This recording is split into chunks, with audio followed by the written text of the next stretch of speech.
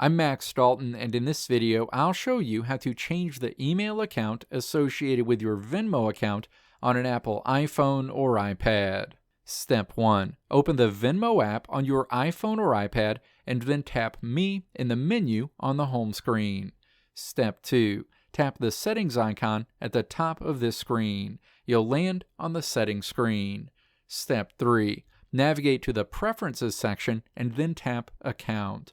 A list of your Venmo account options are displayed.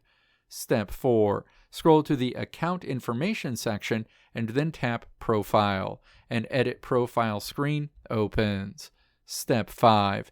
Tap the email field to make it editable and then change it to be the email address you want to be associated with your Venmo account. Tap Done and then Save after making this change to save your changes. Your Venmo account will be associated with this email account going forward.